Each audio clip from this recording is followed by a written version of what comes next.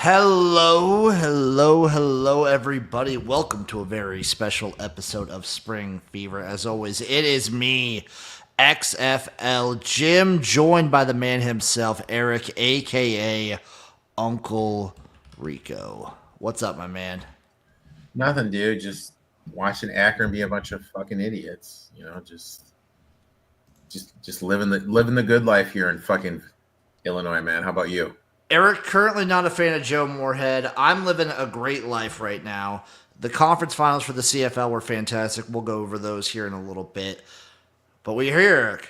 We've made it to the Grey Cup. The season is at its end. What a great CFL season it was. It's fantastic.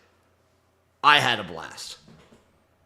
You know what? I had a blast too, buddy. I look forward. You and I have been talking. Hopefully, we can put it on the docket next summer. Go to a Grey Cup, not Grey Cup, excuse me, a CFL game. I think that'd be pretty cool.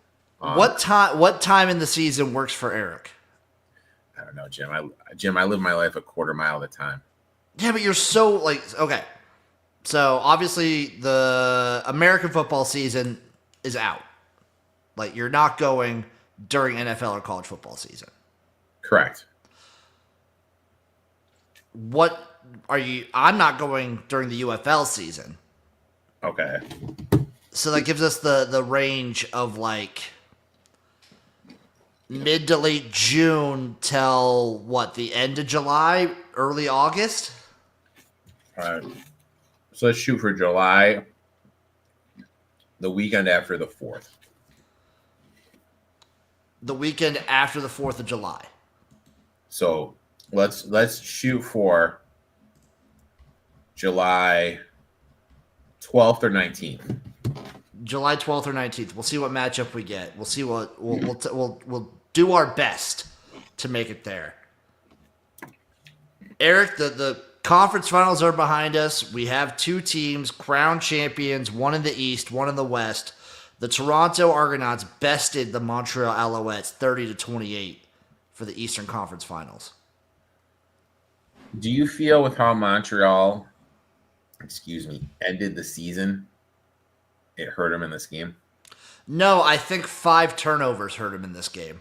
But I mean, does that go back to them just kind of not really having everything pretty much locked up? I guess that's my point. Maybe, but I just like the defense played really well for Montreal for the most part. Uh-huh. You can't fumble the ball 5 times. It was just fumbles. They started the game off early with a pick against Chad Kelly, but then they fumble the ball and give it right back to Toronto. Yeah, that's not good. Then they would have these drives, like consistently, they were driving down the field. They were going, fumble. Going, pick. Going, fumble. It was like constantly. They had 330 yards of offense. Like they were producing numbers. They just kept turning the ball over. Yep. And that's not going to win you any games. Sucks that Chad Kelly got hurt here. He got hurt late in this one. Broke his ankle. Straight up broke his ankle in this one. It was tough to watch. It a little rough. Yeah. So now we get the Arbuckler coming in for Toronto. It's the Nick Arbuckle show in the Grey Cup. Hence the giant line movement. Up to like 9.5 points for Winnipeg. Yeah. What do you think this would have been if it was honestly, probably like a 3.5 point game. Toronto looked good, dude. That defense is still really good. I still think Toronto has the best special teams in the CFL. That will be very much, they will be relying heavily on both those to even have a shot in this game, I think. Because Nick Arbuckle isn't bad. He's not terrible. Serviceable. Yeah, but the way Chad Kelly's been playing these last few weeks, he's been a man possessed, so to speak. He's been looking real good.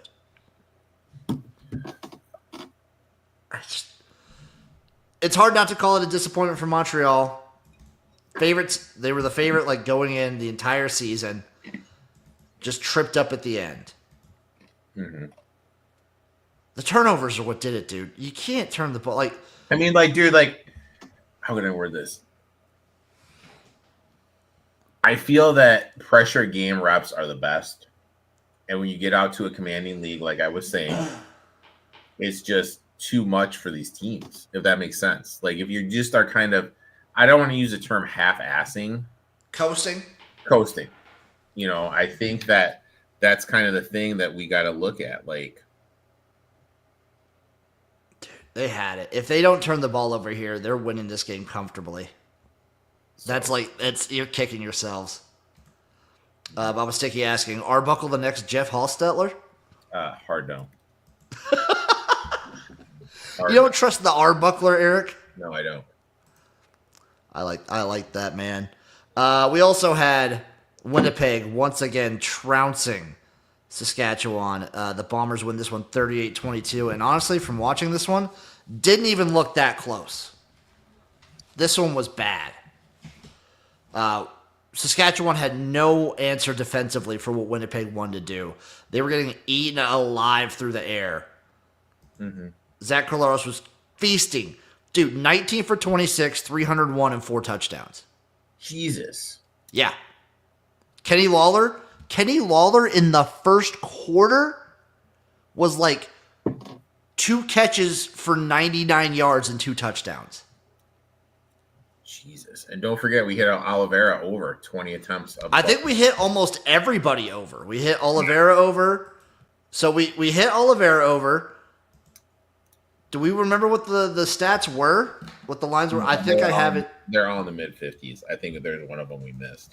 So if we look back, we had AJ Ouellette 51. That's probably one we didn't hit. Mm-hmm. Oliveira 119, easy over. And then we had, Then we had Kadeem Carey 92 yards, hit. Walter Fletcher 69 yards. I think his was only like 35 or 40. Really? I think his was the lowest out of everybody. Was Walter Fletcher's. I think we almost hit everybody, Erik, on the rushing props. Shoot or shoot, Jimbo. Shoot. But the Riders, they do this all the time. They did it again. They start the season hot, dip in the middle, rise back up at the end, disappoint against the Bombers. Yeah. You could set your watch to it. They had no answer. 0 answers on defense. And you look, the turnovers were nice this season. They had a couple like really good defensive players. But Erik kept bringing it up week in and week out. Against the pass, this defense was susceptible. Mm-hmm. And they definitely showed it here. This was not a good showing. Still overall, I think a successful year one for the Riders coach. Overall, a good season. Now, Erik, we have Toronto, we have Winnipeg, a rematch of the 2022 Grey Cup. And the 2 betting favorites to start the season. I believe so. It was them and was Montreal was in there too, I think. Yeah. Winnipeg's a 9-point favorite here. Yep. The over-under is 51, plus 340 on the money line for the Argos. It's hard not to have the wind taken out of the sails of this game a little bit with Chad Kelly getting hurt. Oh, 100%. It hurts. And I don't want to see a Blue Bomber domination. I would love, the Argos have a really good defense. They beat them earlier in the season, I'm pretty sure, with Nick Arbuckle. Mm-hmm. So that was a different Bombers team. They were a completely different team early on in the season versus what they are now. I'm hoping. This is my thought process for the game. Okay. Now hear me out here. I'm listening. I'm leaning first half under. Well, I'm going to bet the first half under. First half under 26. Love it. Absolutely love it. Now, my thought process is this. What is Toronto going to look to do? They're going to look to shorten the game. They're going to look to run the ball. and Winnipeg plays good defense. I think Toronto's defense is a little bit underrated. The way to beat Winnipeg, looking at their metrics, is on the ground. So I think the carry rushing yard prop over, which I'm trying to find right now, I think that's... I found one, Eric, at a website called topbet.eu. That's the only place I found it. So the reason that the books had props for these games last time is because the game, I assume, was on Saturday, and we're doing this on Wednesday. They usually put the CFL props up like 3 days in advance. Okay. So if this holds, it looks like Kadeem Carey's over-under, both running backs over-under rushing props are 69.5. All right, I like the over. For Carey. For Carey and for also Oliveira. So Oliveira's minus 135. Carey is minus 102. I'll go to Carey then. I'll go to Carey then. Yeah, I think they're going to try and run the hell out of Kadeem Carey. Maybe it opens up the passing game for the Arbuckler. Now, sorry, go ahead. I would say, like, I would normally love that in a situation like this, but the way that Winnipeg's defense has been stepping up, especially their backfield, I'm worried. Now we're going to get like pick six. You mentioned their defense. Now, not last year, but the year before, a defensive player did win the Player of the Game award. What's it called? The Player of the Game or the Player of the Year? Player of the Game. Yeah, I think they just say it's not MOP of the Grey Cup. I forget what it is. I mean, the ones I'm looking at are Holm and Jefferson from Winnipeg. Oh, dude. If Willie goes off, this is like a swan song sort of year for him. He's been there for a minute. They've really been trying to push Brady Oliveira this whole season. Mm-hmm. My pick, because he's just been going off like end of the season and into the postseason, my pick's Kenny Lawler. Stop. Real quick. Is this just for the game, or is this for the whole duration of the playoffs? Because like for the Stanley Cup, it's for the whole playoffs. No. So Not Eric, the Stanley Cup final. It's for the whole playoffs. It's just for the Grey Cup. Okay. I might sprinkle a little bit on Kenny Lawler. If he goes off again, the law. Yeah, I could see it happening. I wouldn't be upset with Kenny Lawler getting it. I'm excited for this game, just from also a standpoint. I just want to see. I mean, we're witnessing the birth of a little dynasty. I think 3 Grey Cups in 5 years after like making all 5. That's like you could call that a dynasty, right? I saw people arguing on Twitter on what constitutes a dynasty. I really think that is a dynasty. Because I saw people being like, no, they have to win all 5. No. I mean, I'll be honest. I think the Bills are a dynasty. They lost 4 in a row. You think the 90s Bills was a dynasty? Dude, when you win as many games as they did in a 4-year span, that's an effing dynasty, dude. Well, okay. Okay. I respect that. I am of the mind that you have to have at least a few championships sprinkled in. Okay. Like, I think, obviously, Patriots dynasty, Chiefs dynasty. Steelers? Steelers of the 70s? Yeah. The Birmingham Stallions, dynasty. Georgia football, dynasty. Dude, no, friggin' Brasilia says 49ers. Yeah. Cowboys. Yeah, Cowboys. The Bob, Lions, also agreeing with you. The Lions of the 50s. The Fujitsu Frontiers. Dynasty. Obik Seagulls, dynasty. That's a dynasty. I would call the Blue Bombers a dynasty at this point. No, 100%. What Especially is the worst thing? Okay, they've won what, 3 and 5? Is that what you said? They've won 3 and 5. They've made it to all 5. Exactly. You can't say that's not a dynasty. No, sorry. If they win this one, that would be 3-5. We're getting a little ahead of ourselves. They've been to the last 4. They've won 2 of them. Yeah, they're done. So they won in 2019. They skipped a season in 2020. They won in 2021. They lost in 2022. They lost in 2023. Now they're playing this year. Yeah, it's dynasty, dude. You're already calling them a dynasty. I'm already calling them a dynasty. Winner Okay. lose, dynasty, dude. I saw the people on Twitter and Facebook arguing not a dynasty yet, which I don't understand. The CFL might have a different criteria for what constitutes a dynasty. I am with you. It's a dynasty. 100%. And I am also looking forward to the postseason because there's a lot of guys in the CFL at the end of their contracts. So let me ask see you a this. lot of shuffling. Let me ask you this.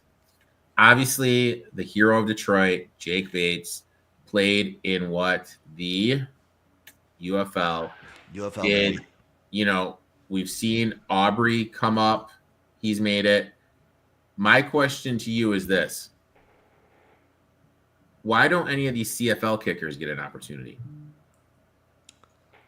I don't know how much they want. Like the NFL doesn't seem to be it doesn't seem to take nearly as much from the CFL at all. So I'm not sure exactly. Mm-hmm. I think the UFL it lines up with it's nice that the seasons kind of you see it and then you can get them that season. Maybe they grab somebody from the CFL, but also it's a different scenario. I just don't see the NFL grab very many guys from Canada. I don't know why. I don't comprehend why, Jimbo. I also don't fully understand why. They don't grab receivers. They don't grab other skilled positions that I think could be fairly comparable. And they don't get the kickers, who definitely can be comparable. I'm not fully on board and understanding why they don't do it. I concur. So, Erik, as we approach the end, I guess we can have I'll make a whole list next week. Brasilia, is there a spread for the Grey Cup? Yes, 9 points. 9 points for Winnipeg. Winnipeg -9. Erik, it's the Grey Cup. We should pick a side, by the way. So let me ask you this. We should pick a side.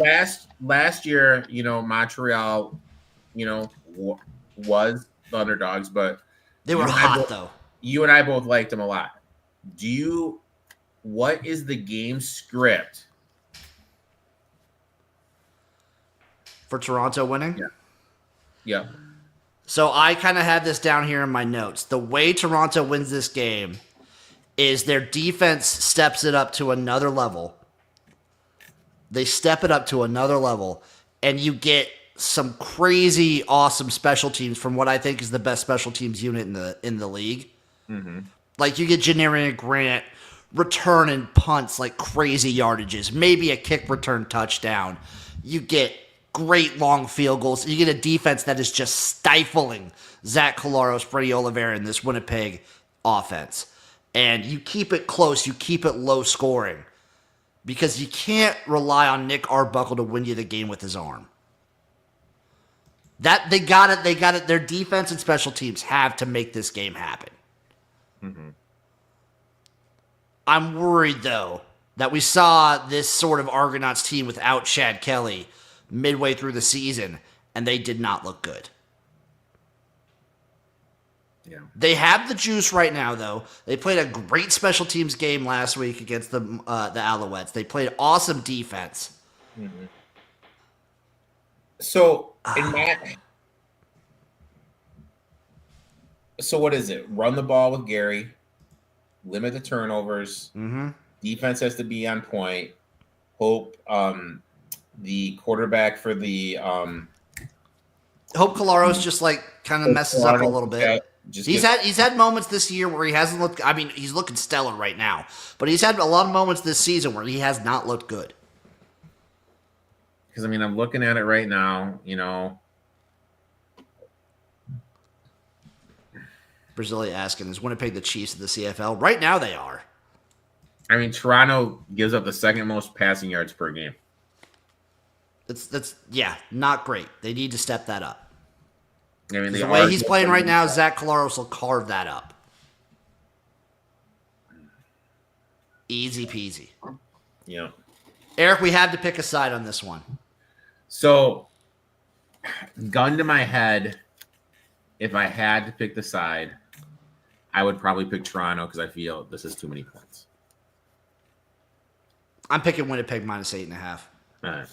Actually,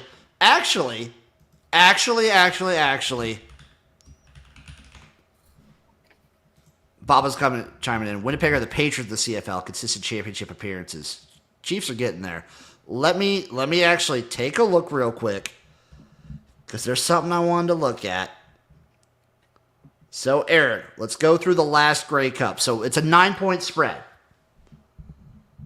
Last year, 28-24. Okay.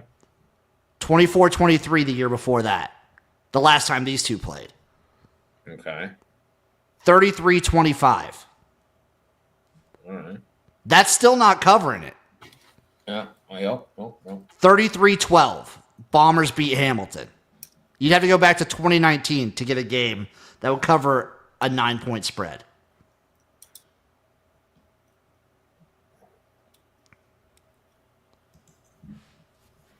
It's, you know.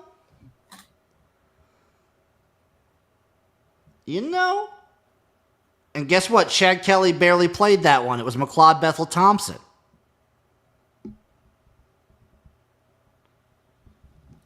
I don't know, Erik. Okay, you know what? Give me the Argos plus 9. This is gonna be a close game. It's gonna be a close game. Argos plus 9, baby. There you go. So, what I wrote down on my post-it notes for Erik, how many post-its do you go through in a week? A lot, dude. A lot. I have first half under. I have a split unit bet of Home and Jefferson player of the game. I have Carey rushing yards over and Oliveira rushing yards over. I will go Toronto plus 9. 9.5 at some shops. Shop around. I will go Brady Oliveira, Kadeem Carey over rushing yards. And I will go Kenny Lawler, player of the game. I'm also, you know what? I'm going to do it, Jim. If I could find an alt spread, I will take. Are you ready for this, my friend? Carry over 100 yards. Ooh, I like that. If I could find it. Brazili chiming in said he'd buy half a point and take it at plus 10.5. What do you say about buying points, Erik? Never buy points. Jesus, Jim. You don't buy points? No, God, Jim. I'm not buying points. Our great fan in the chat, Brazili, says he would buy it at 10.5. No. If you buy it, let's see if this book lets you buy it. Can you? Yeah, you can buy it. So it's plus 10.5. So from 9.5, Erik, to 10.5, it goes from minus 110 to minus 130. Yeah, no. He always buys points. But 10.5 is a lock. No, I never buy points. I have never bought a point in my life. I've done teasers.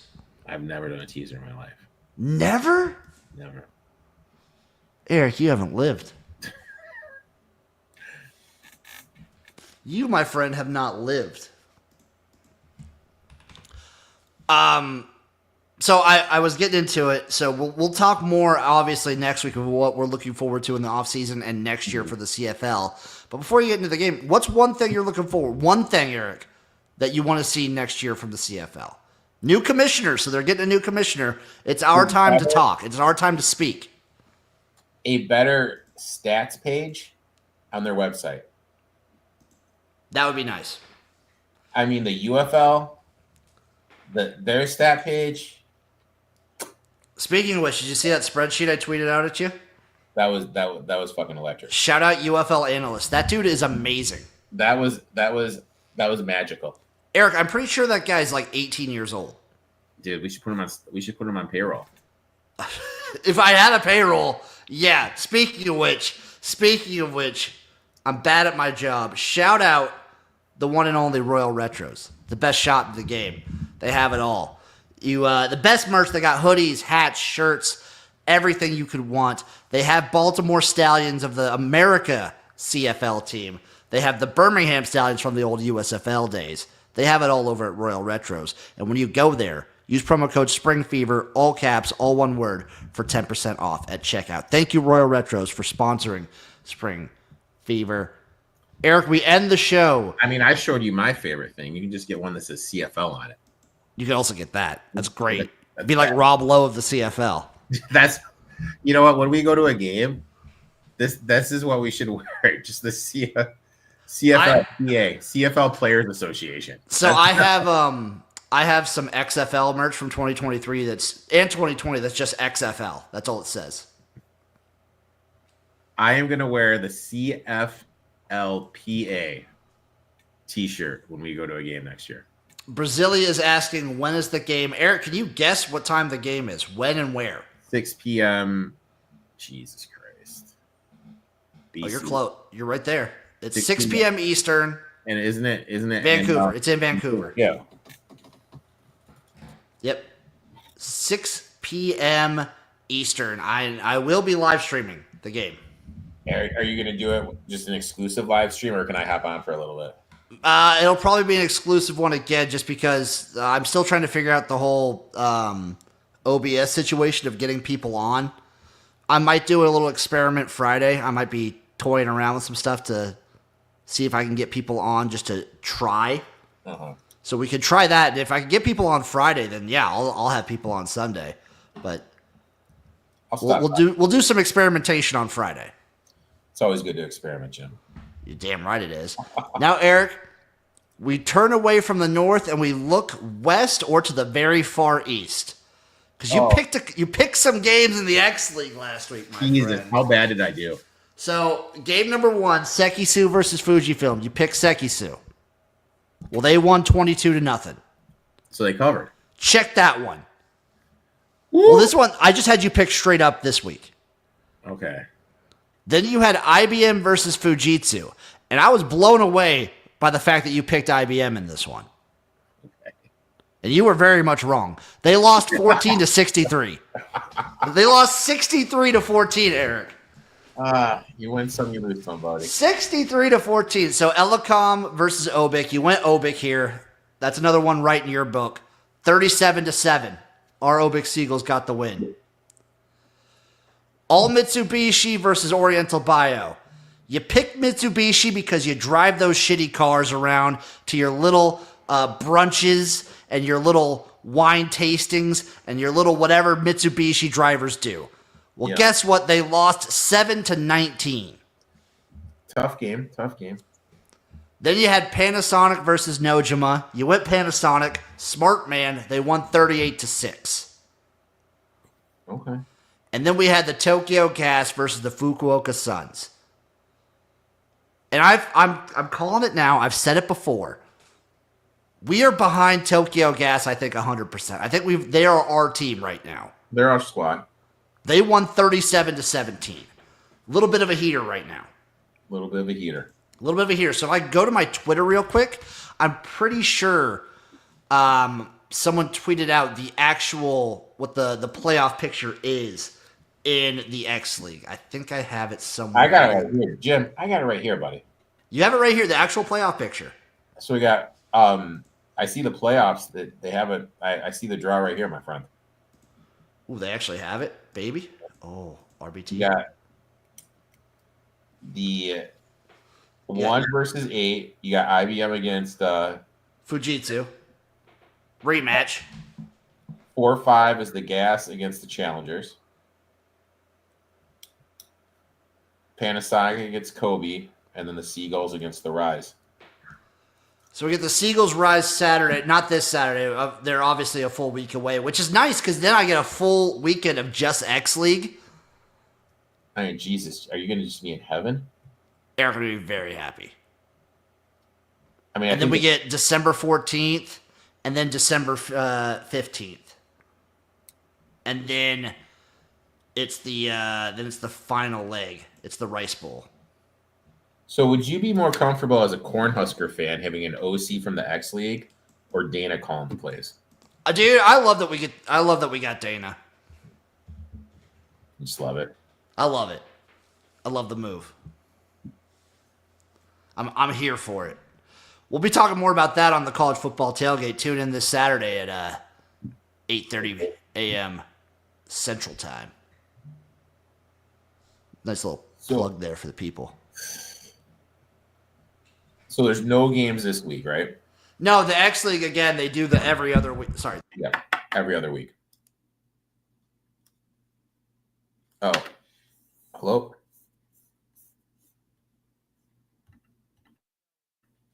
Hello? Muted. The X League is very intriguing. What happened, dude? I couldn't hear you, man. I was muted there for a second. I must have hit the button to mute. Dude, I was like, did I fuck up? I was looking. So there are some X League games this weekend. There are some Japanese football games this weekend. Because remember, so they do the X1 Super, which is the one that we really follow for the most part. That I wasn't going to make Erik pick like the X1 area games as well. But they have the lower division, which is the X1 area. And at the end of the season, they do relegation and promotion. Mm-hmm. So they have shots to like have these teams, basically like two teams at the end of the season in the area. The two best teams in the area play the two worst teams in the Super, and the winner gets to be in the Super. Okay. So this weekend, Erik, if you're looking for if you're craving Japanese football, if you have a vintage for it, okay. The matchups we have before you are, let me get this pulled up. Triax versus the Bulls. Okay. The Dentsu Caterpillars versus the Metropolitan Police Department. Okay. The Lixil Deers, which is one of my top teams, versus the Pirates. Okay. The Blue Sanders versus Bullseyes. And the As-One Black Eagles versus the Nagoya Cyclones. I'll take the Deers, baby. Dude, we roll with the Deers. We roll with the Deers, and we roll with the fucking Deers. I swear to God, if there's any anti-Deer sentiment, you're getting banned. It's going to happen. Let me take a look and see what the actual teams are, because it doesn't always say them on there. So if we go for the area, it's the Dentsu Caterpillars, Metropolitan Police Department Eagles, Shinagawa CC Blue Size, the Blue Sanders, the Lixil Deers, the Penta Ocean Pirates, and then in the Mitsubishi Corporation Club Triax, the Bulls Football Club, Nagoya Cyclones, the Triaxis J Stars, and the As-One Black Eagles. Great, dude, their names are insane. Also, shout out As-One Black Eagles. They were the first professional football team to follow me on Twitter. I don't have any football teams following me on Twitter, Jim. You need to get the As-One Black Eagles on your side, Erik. No, nobody, dude. I have nobody. You need to get the As-One Black Eagles on your side. Also, the relegation matchups are already set for like the end of November and start of December. It's there's 3 games. It's all Mitsubishi versus we don't know yet. It's the Lixil Deers versus Fujifilm, and it's the Fukuoka Suns versus the As-One Black Eagles. Upgrade the As-One Black Eagles and my Lixil Deers. Get them in the Super. Just get them up there? Get them in the Super. I don't give a shit about all Mitsubishi Lions or whoever else is in there. But get the Deers and the Eagles in there, baby. I don't give a shit, motherfucker. I might watch some X League this weekend. In Jim, preparation. I'll probably be asleep.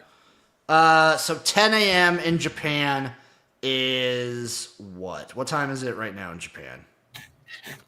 I got it right here. It's 12:53 p.m. tomorrow. So the game starts at 8 p.m. Not bad. And then a couple of these games, like you're not going to watch the Deers Pirates game because that doesn't start till 3:30.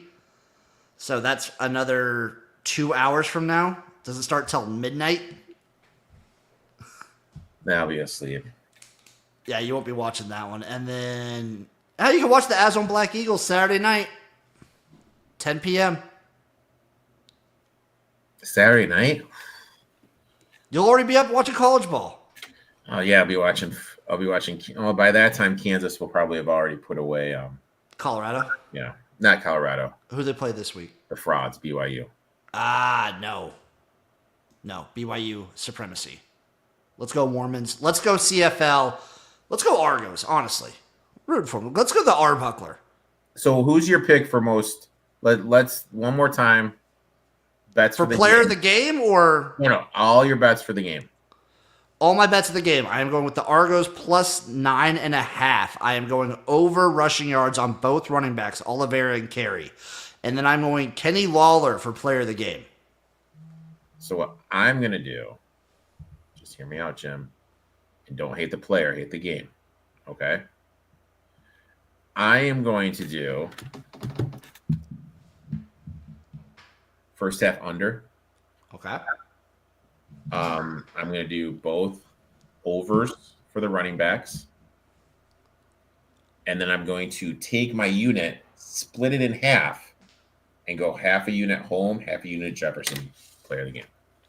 Erik splitting a unit like a bris here. All right, everybody. Thank you for tuning in. Thank you for watching. We will see you post Grey Cup, post CFL season, as we enter sort of the weird spring football offseason for the most part. The X League obviously is still going on, but it's a big offseason vibe. Basically, end of November until about end of February. So thank you for joining us. We'll see you guys next Wednesday for another hot and heavy episode of Spring